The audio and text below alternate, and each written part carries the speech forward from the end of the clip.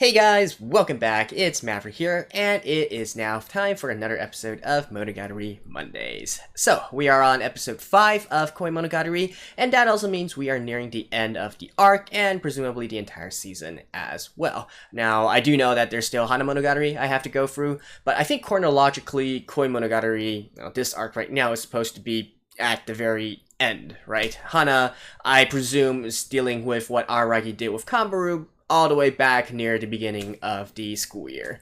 And focusing back on Koi for right now, in the last episode, we finally got Kaiki and Hanekawa meeting each other, and boy, has it been a long time since we've seen Hanekawa.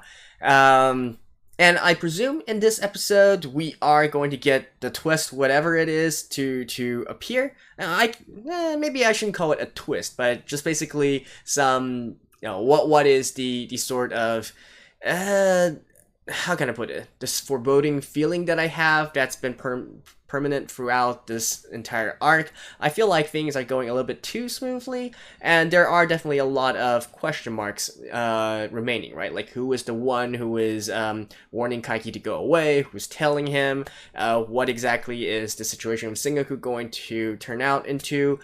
I have my theories. My prediction is actually it has something to do with Oshino Ogi-chan, since she also left on quite the mysterious note, I guess you could say. But let's get into the episode and find out.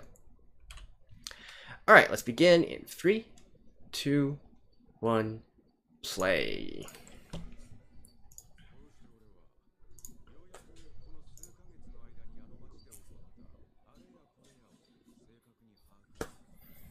And are you going to share that with us, Kaiki?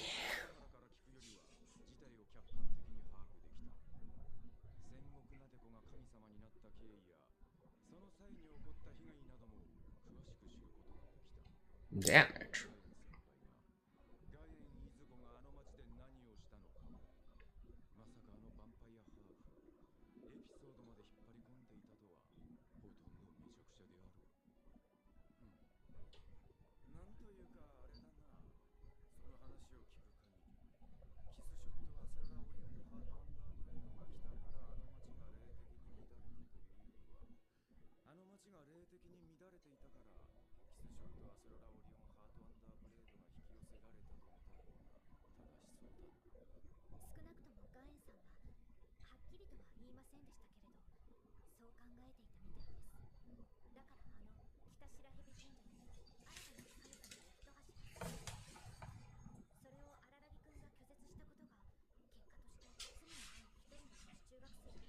Hmm?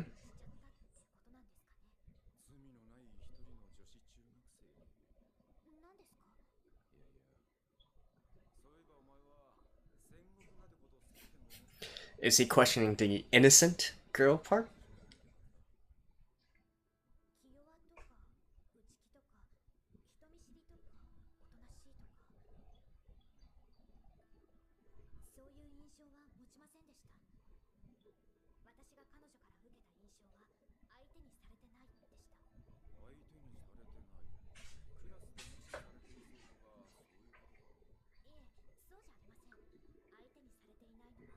You were the one getting?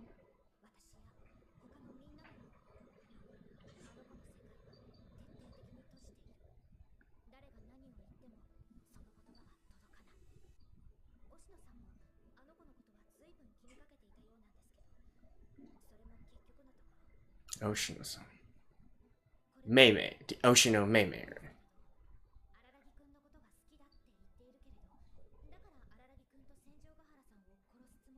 Oh yeah, she wouldn't be calling Shinobu. Well, they're still Ogi though.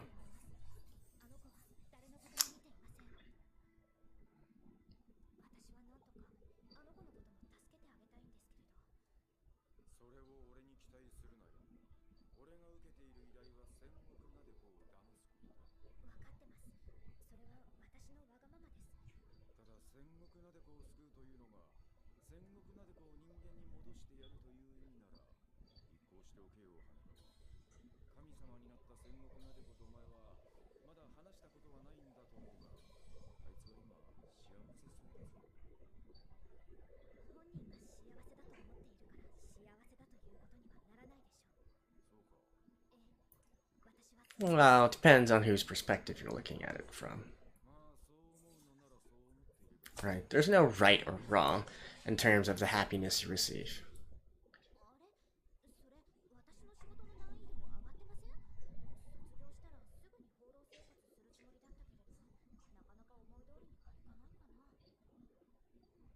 Vagabond life? What exactly are you trying to do?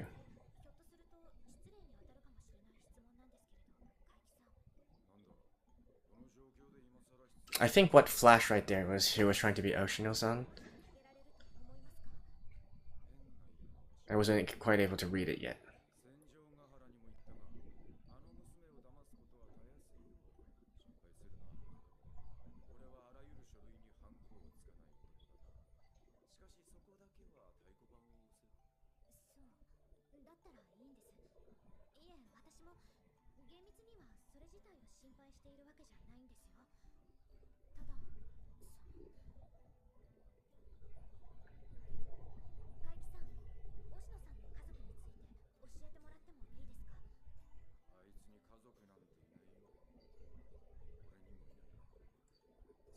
So who is Oshino-ogi? Yeah, there we go. There we go.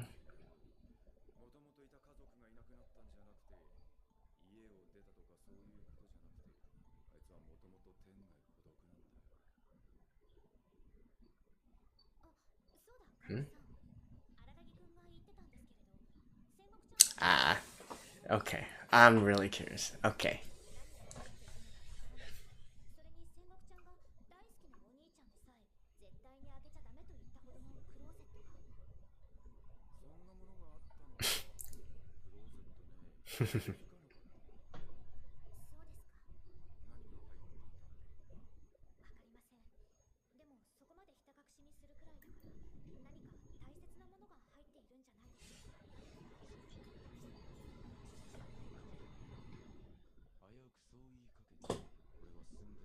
But I'm still curious, what was it?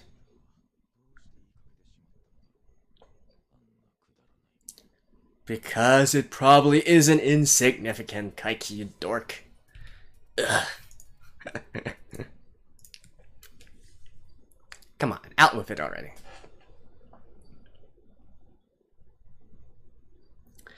No, but seriously though, who is Oshino-ogi?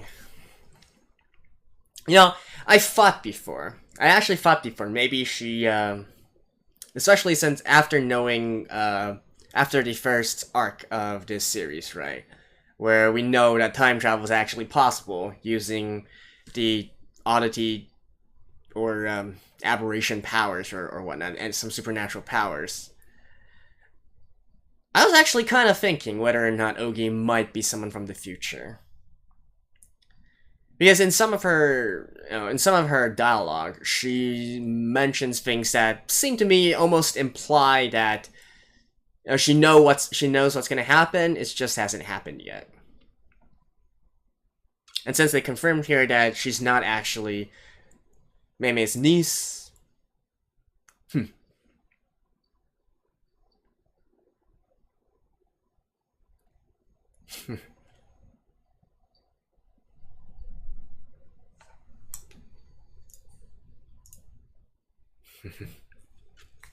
I still find this duet very funny. Alright.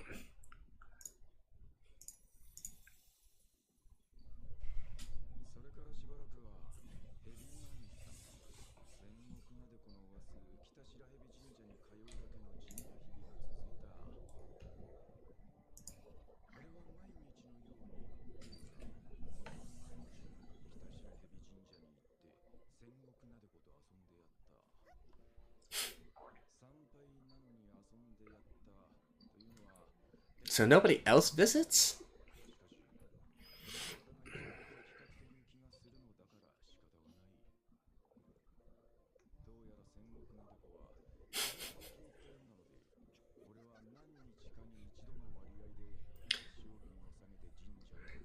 They're definitely increasing your expenditures by a lot.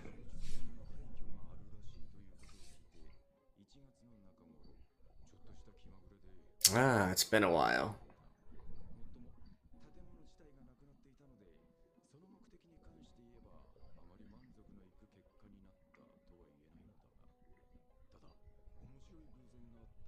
You met someone? Hmm.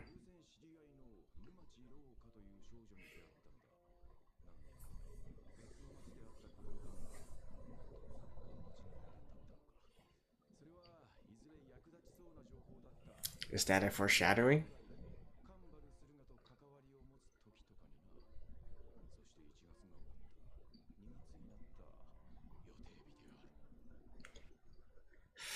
Right. Well, he needs to finish it before March, right?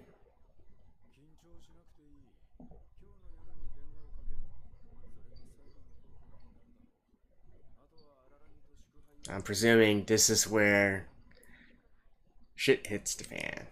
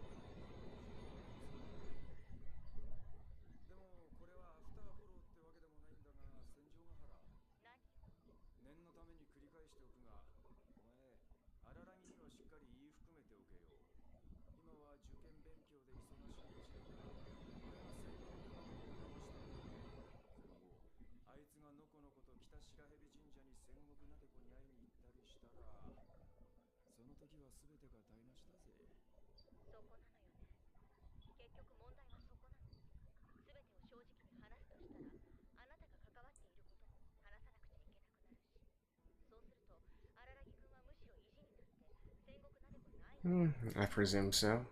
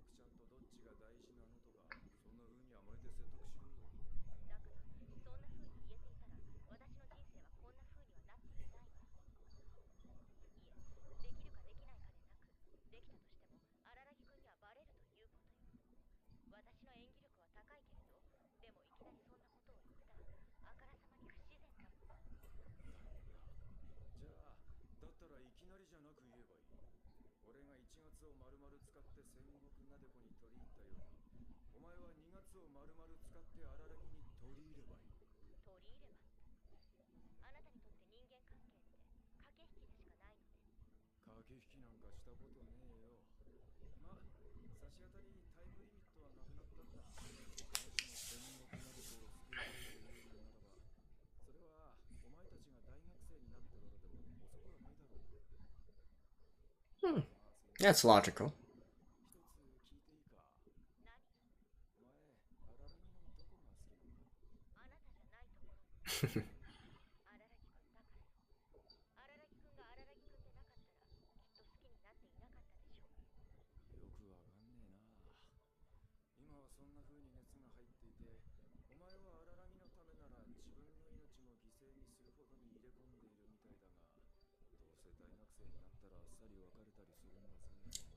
True. I mean, I know this is anime and all that, but in reality, that's quite true.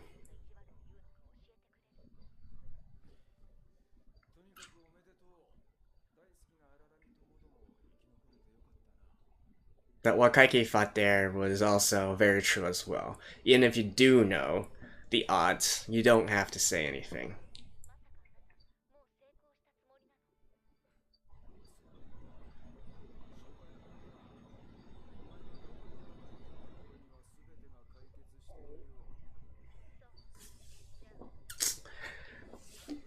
Hmm.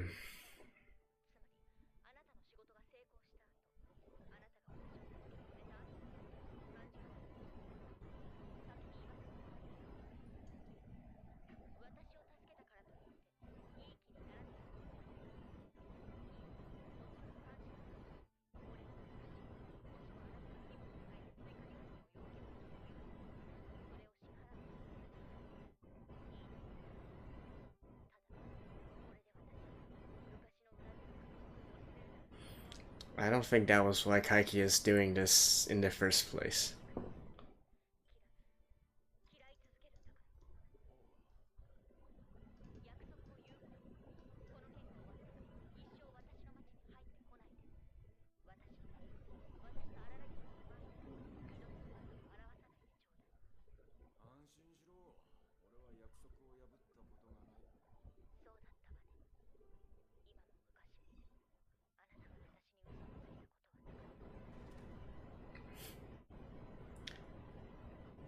Huh.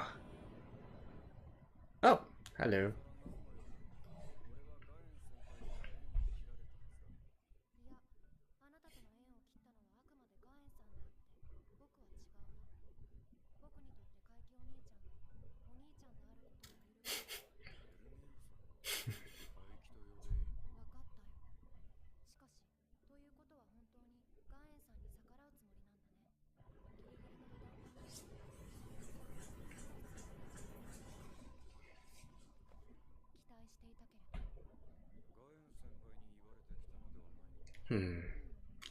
Is she going to do some things on her own accord, though?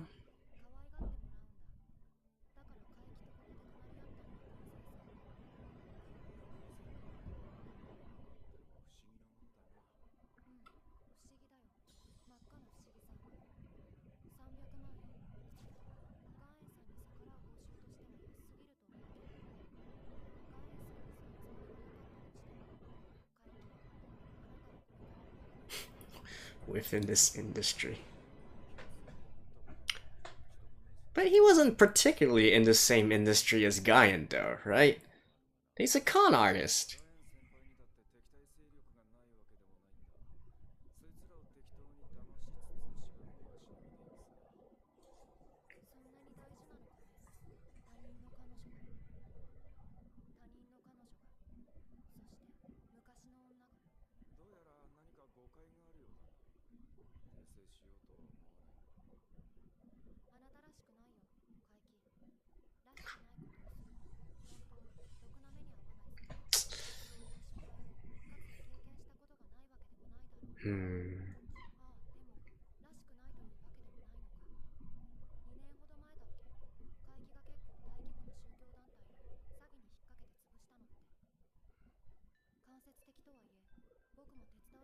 Oh, Senjougahara's case?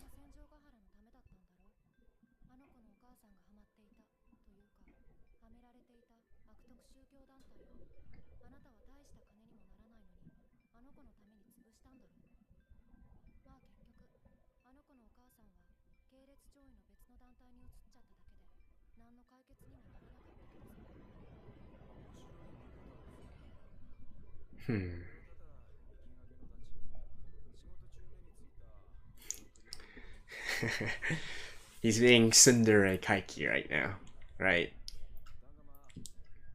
You need to elbow him a little bit.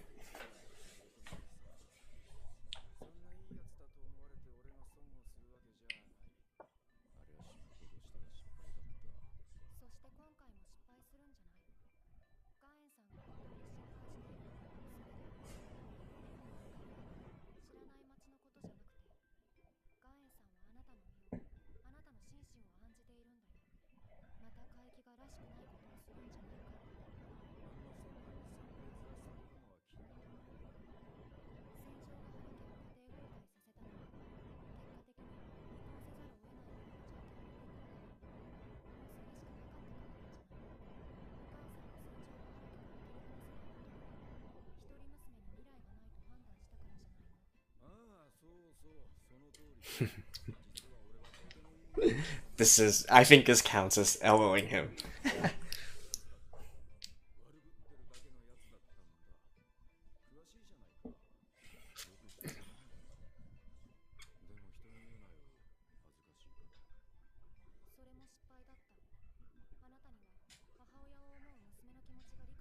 I think that was more of a sarcastic. Well, I mean, it's hard to say. Kaiki.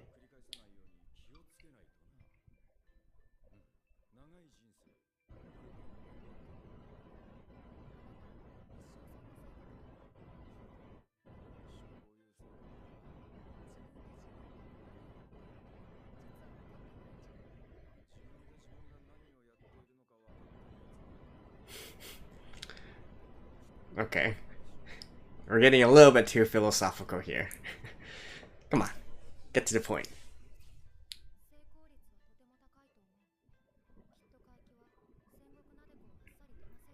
Alright, so everybody agrees on that.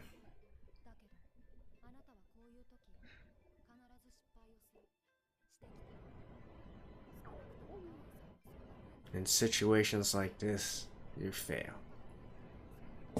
Hmm.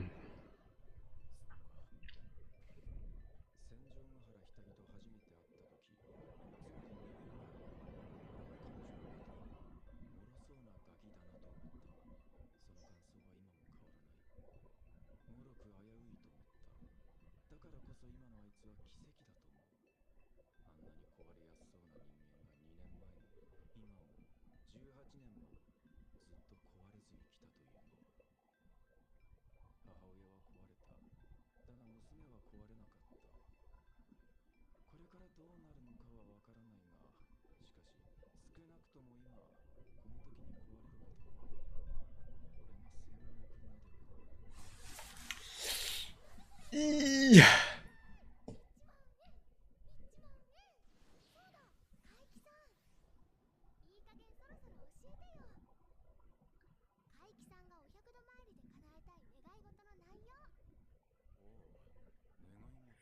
He's not going to use his wish on this, right? He's not that stupid.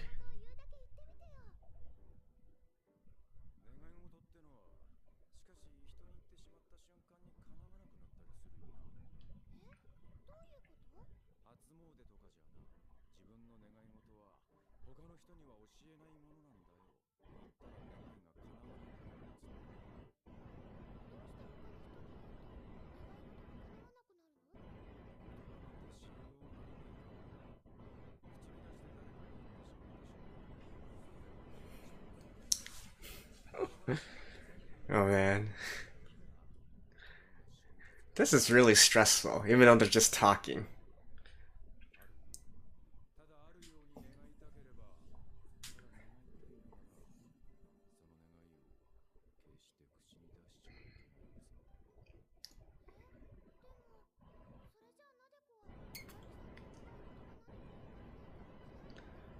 Like, holy shit. I think this is the most stressed I've been watching a dialogue.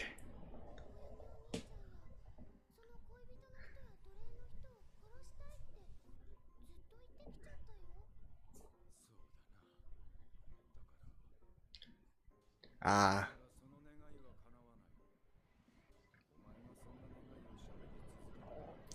Okay. This is the deception he's going to use.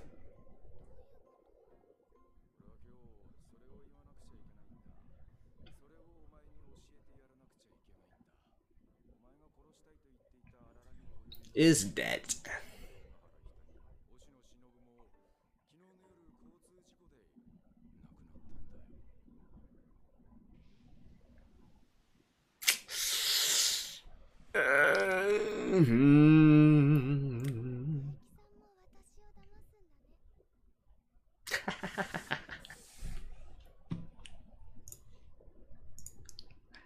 Oh man.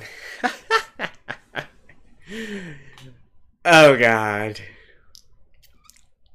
Man, I don't have time right now, or else I really want to just get on with the ending. Holy shit. Alright. I'll see you guys after this.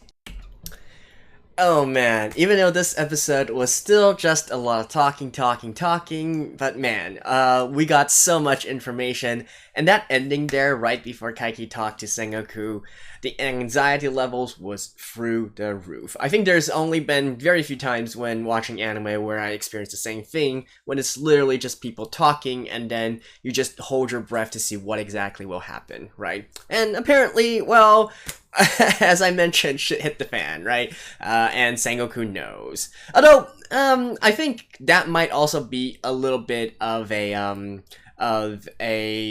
can I put it? A little bit of a distraction or a misnomer, because I feel like the deception's not completely over yet. Kaiki probably still has some way to spin this entire thing, so maybe we're not on full-on red alert yet. Now, with that being said, even if it were the case, and indeed everything that's leading up to this episode is telling me that probably Kaiki will not succeed. In fact, I can say with 99% confidence that he will not succeed in deceiving Sengoku, and that I think we can already know even before looking at what happened at the end of this episode. So how exactly are they going to get out of this situation, right? Well, for one thing, if Guyan really does know anything, knows everything, I'm sure that she already predicted that Kaiki would act this way, that he would reject Guyan's advice, and so on and so forth. And so probably I would venture that she already has a contingency plan in place to do something about all this. And then, of course, we still have the mysterious Ogi, right, who, I think her being mentioned in this episode pretty much confirms that she has something to do with this entire thing. Now, what exactly that is, still on the fence about that. I have a theory that maybe she comes from the future or something like that, but we'll have to see about that, right? And, that's... The funny thing to me is that for this episode, I'm not even all that focused on what's going to happen with Sengoku. Whatever's going to happen is going to happen in the next episode, right?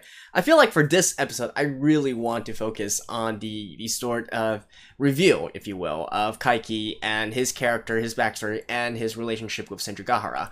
And before we talk about that, though, we have to go back to the first episode and recognize the brilliance of the opening of that, right? Where Kaiki basically opens this entire arc with the dialogue, hey, doubt everything that you hear and see because I'm the one telling the story, and, I might embellish things in there, I might put some lies in there and intertwine them with the truth, and so on and so forth. So you just can't know, right? You don't know, and you always have a seed of doubt within you, even while looking through the entire story, while looking through the entire arc. But that's just brilliant, right? Because what if that was actually a double whammy? And the, maybe the part where he says that truth and lies are intertwined is the lie itself, right? So if you think about that's actually quite genius, because you can also view it as, basically a sort of cover, if you will, because Kaiki doesn't really want people to know of his true nature or whatnot, or see the soft side of him, right? Now, am I saying that Kaiki is actually, like, really a good-natured guy at heart and so on and so forth? No, I don't think so. I think he's very principled, he has his own principles that he chooses to follow, but I do think that he has a soft side where sometimes he breaks away from his principles, and in this case, I think Senjougahara is one of those exception cases, right? I think I am willing to give the benefit of the doubt that is probably what happened. I'm not going to doubt that Kaiki and Senjougahara were kind of sort of a thing 2 years ago. Now, I'm not saying that they were actually in a relationship or anything, but I would say that more than probably there were some sparks between them. Now, obviously, it doesn't work out in the very end because fundamentally, Kaiki and Senjougahara are still too different in the way that they think about things and so on and so forth. So it could never work out, right? It's not going to work out. I think even with saying all that, we can be assured that that's not going to happen, but there were definitely some sort of sparks, and I feel like the feelings were mutual as well. In fact, that's probably why Senjougahara had to make the stance clear within this episode as well, right? Saying at the very end there, Kaiki, I'm not going to forgive you, I'm still going to hate you, don't come near me, don't come to this town, don't come near me in Araragi. I feel like, you could say that, okay, Senjougahara, it was always this sort of strong-willed kind of girl in the first place, but I think the reason that she is saying that is because she needs to make her stance clear, and, make a barrier for against Kaiki, because I think in this case they probably not only have mutual feelings for each other, but they also mutually know about it, right? So I would not be surprised if Senjougahara knows that Kaiki has some feelings for her, and so she needs to make it very clear, no, Kaiki, no, stop, this is a barrier, you're not crossing the line. But not only that, but I think introspectively, that's also a barrier for herself as well, right? Basically, using the power of saying it out and, reaffirming her decision and her resolve and determination with everything, right? It never worked out, it never could have worked out, no, that is done. Senjougahara, I am right now with Araragi, and that is it, right? So, that is basically another clue to all this. Once again, this is sort of basing this on the fact that we take Kaiki's word as truth, right? And certainly you could also argue, just because of what he said at the very beginning there, that what he's, all the things that transpired here are a sort of embellishment by him as well. It was never anywhere like this, but I don't think so. I do think that that most probably they had something going on between them. And it's such a great story, and it's just such a genius use of the opening dialogue to basically take a characteristic of Kaiki himself and then turn it into a literary device and basically make you question everything. And so even the ending, or no, probably not the ending, but basically, everything will be ambiguous about this character, right? You really can't say anything for certain because nobody knows. And hey, perhaps even the author himself isn't quite decided on what exactly a kind of character Kaiki is. But I think my take on this, of course, that's only one take, right? Everybody is free to have their own take. But for me, at least, I am choosing to believe what I just mentioned all before. So yeah. And then, continuing on from that, why will Kaiki fail, right? That also becomes obvious here. So, he fails because of two things. One is because of his own, I guess you could say, arrogance, in a way. It's not quite arrogance, but basically just the way that he thinks about things. He thinks of things from a very logical perspective, and basically he analyzes things, he views things from his perspective, from his principles and his values, right? It always is going from his perspective. So, once again, assuming that everything that happened in this episode, talking about what happened 2 years ago between him and Senjougahara and the cult and mom and whatnot was true, I think Kaiki at that moment made the most logical decision as well. And indeed, if we look at it from a pure logical perspective, that was probably the best thing to do, right? To force a divorce between Senjougahara's parents, to remove the negative influence from her life, and allow Senjougahara the chance to not be tainted by her mother, right? Now, the thing here is that, I think it was quite obviously pointed out as well, is that he failed to take feelings into account, right? He was only looking at this from a purely logical perspective, but whether or not this is something that actually Senjougahara wanted him to do, that never fell into his own equation, right? So his hubris in a way, his arrogance in a way, is just thinking that he can decide this based on what he feels is the right thing to do. And that is probably why he failed at that point, because of this sort of arrogance. And also, not only that, but the second thing is that he probably is also failing, both 2 years ago and why he's going to fail this time, because he has allowed personal feelings to cloud his judgment.